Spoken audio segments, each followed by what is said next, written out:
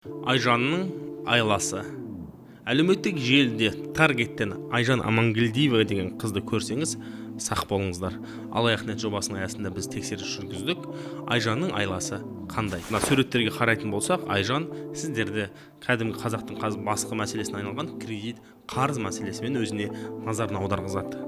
Көптеген несиелер мен қаржы шашқатып жіберді ме, менімен бірге табыс арқылы жабаласыз. Біздің командаға қосылу үшін төмендегі батырманы басыңыз деп осындай әдемі көркемделген телеграм каналға жолдайды.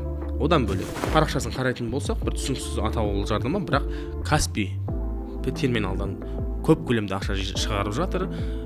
Жарнамасына қарайтын болсақ, аптасына 250 мың теңге табыс тапқыңыз келсе, платформада ойын тауып, менімен бірге ойнаңыз, немесе мен өзім сізге ойнап берем дейді.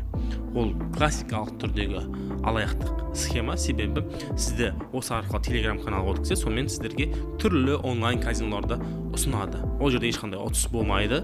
Ұтқанның өзінде де бастапқы уақытта 1-30-қа қол жеткізуі мүмкін, бірақ та кейін ол ақшаны қайта салуыңызды сұрайды. Ұта алмасаңыз, келесі тағы көріңіз, болмаса мен сізге ойнап беремін, тағы да 3 мың теңге, 2 мың теңге ақшаңызды алуы әбден мүмкін. Сондықтан да құрметті оқырмандар, қарагөз қарындастарымыздың бұндай бір аясына түсіп қалмаңыздар.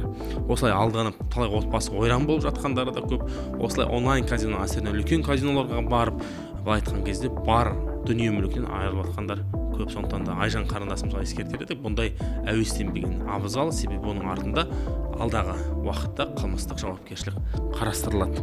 Қазірдің өзінде әкімшілік жауапкершілік қарастырылған. Біз тереңнен зерттеп, алаяқ-нет жобасының аясында құзырлы органдарға арызданатын боламыз. Сондықтан да Айжан Амангелдиевадан абай болыңыздар.